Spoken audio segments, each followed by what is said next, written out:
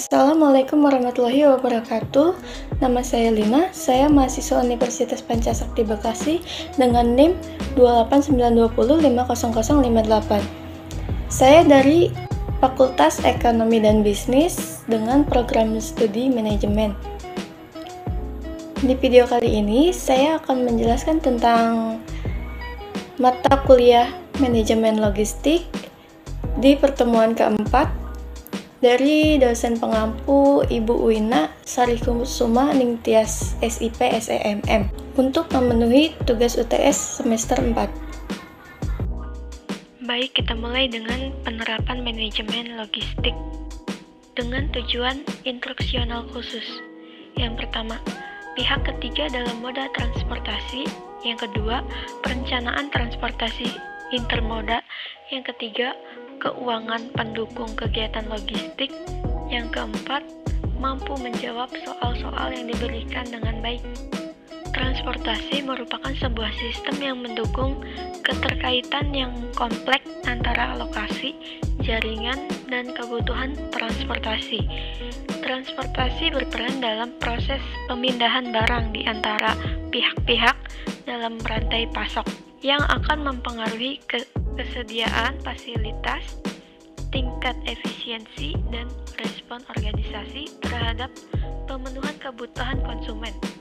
Pada bab ini, kita akan mempelajari lanjutan penerapan manajemen logistik.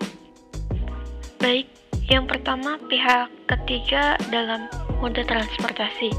Kebanyakan perusahaan transportasi bersaing dalam hal biaya, diferensiasi, atau menawarkan berbagai paket pengiriman barang, atau fokus konsentrasi pada sebuah daerah atau kawasan. Dengan berkembangnya perdagangan bebas, maka terjadilah konsolidasi ekonomi, pasar, dan masyarakat. Oleh karena itu, perusahaan logistik dituntut untuk menawarkan jasa pengiriman barang lintas negara. Yang sedikit banyak muncul kerjasama logistik antara perusahaan asing dan perusahaan lokal. Terdapat dua pihak dalam kegiatan transportasi produk, yaitu yang pertama pihak perusahaan penghasil produk yang memerlukan jasa transportasi untuk mengirim ke pasar tujuan. Karena berbagai alasan, mereka tidak bisa melakukan pengiriman sendiri, sehingga tidak memiliki armada transportasi dan disebut pengirim atau shipper. Yang kedua, pihak perusahaan jasa transportasi yang mengangkut produk milik shipper disebut carrier. Lanjut, pihak ketiga atau third parties adalah perusahaan jasa yang berfungsi memenuhi kebutuhan angkutan pihak shipper, di mana pihak shipper tidak memiliki armada karena jasa angkutan bukan merupakan bisnis inti atau dengan alasan lainnya. Ada beberapa tipe perusahaan transportasi pihak ketiga, meliputi A. Perantara transportasi atau brokers, B. Jasa titipan atau freight forwarders, C. Asosiasi para shippers, D. Pemasaran intermoda atau shippers agent, E. Penyedia jasa logistik pihak ketiga atau logistik service providers. Jasa titip dan broker transportasi hampir sama, tapi terhadap beberapa perbedaan penting seperti jasa titipan dilakukan dari shipper carrier atau sebaliknya. Broker hanya shipper carrier. Jasa titipan mengatur transportasi dengan berbagai moda. Broker hanya dengan satu moda. Jasa titipan bisa memiliki armada sendiri. Broker tidak memiliki armada. Jasa titipan dapat dikenai denda jika barang rusak atau hilang.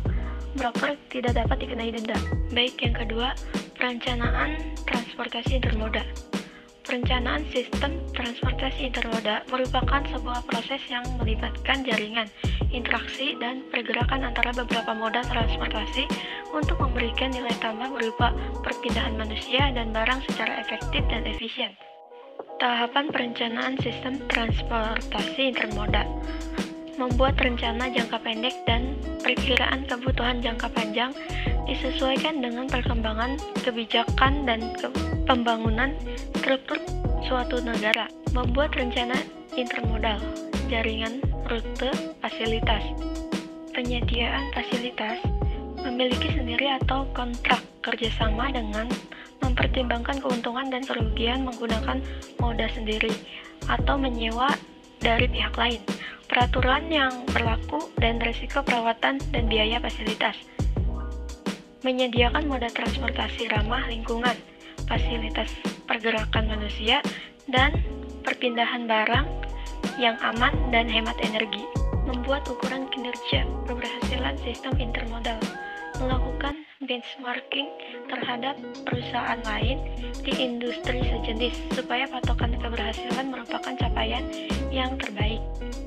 Membuat rencana anggaran dan kebutuhan sumber daya manusia dengan memperhatikan perubahan pasar, peraturan pemerintah, persaingan dari negara lain untuk beberapa waktu ke depan. Baik, yang ketiga yaitu biaya transport. Biaya transport dibagi menjadi biaya tetap atau fixed cost dan biaya variabel atau variable cost. Biaya tetap muncul ketika transportasi diadakan tanpa dipengaruhi oleh jumlah dan jarak perjalanan dan jenis barang yang dikirim. Biaya variabel tergantung pada jarak yang ditempuh.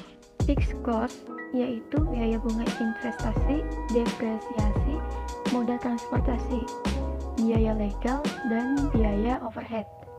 Variable cost yaitu jarak yang ditempuh atau lane and haul cost, biaya bahan bakar, jenis jumlah atau volume, dan berat, biaya penanganan barang di titik pengiriman atau loading dan unloading.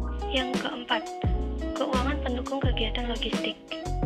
Anggaran keuangan yang tidak direncanakan dengan baik akan mengganggu kegiatan logistik dan pada akhirnya akan mengganggu solvabilitas dan likuiditas perusahaan. Dari sudut pandang pengendalian, pembiayaan dan dibagi menjadi dua, yaitu biaya teknis dan biaya kebijakan.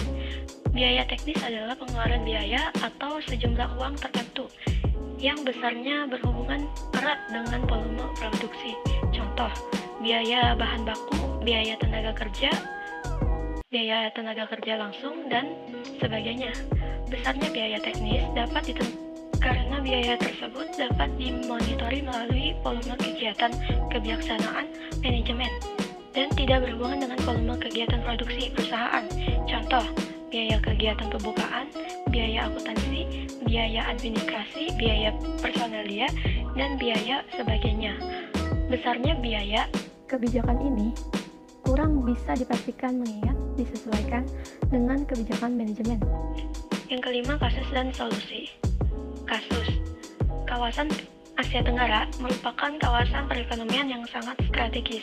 Di kawasan ini setidaknya terdapat beberapa jalur pelayaran internasional yang cukup penting seperti Selat Malaka. Lokasi Asia Tenggara pula sangat memungkinkan menjadi lokasi transit ataupun jalur pelayaran dan pengangkutan laut di dunia. Namun, berdasarkan AAPA 2010, Indonesia belum mengambil kesempatan maksimum dalam perkembangan bisnis logistik di kawasan ini. Pelabuhan Tanjung Priuk pada tataran Asia Tenggara belum menjadi pelabuhan tersibuk seperti Singapura dan Malaysia. Jelaskan menurut pendapat saudara, mengapa Indonesia belum bisa secara optimal mengembangkan bisnis logistik di kawasan tersebut, dan solusi apa yang bisa diberikan. Selanjutnya, solusi. Kita lihat tabel. Dari tabel di atas, dapat disimpulkan yang pertama. Dipandang dari total volume barang yang masuk dan keluar pelabuhan, Tanjung Priuk menduduki peringkat ke-96, satu peringkat di atas Manila. Yang kedua, sedangkan berdasarkan tingkat lalu lintas peti kemas, Tanjung Priuk menduduki peringkat 24 di atas Manila, Bangkok, dan Penang.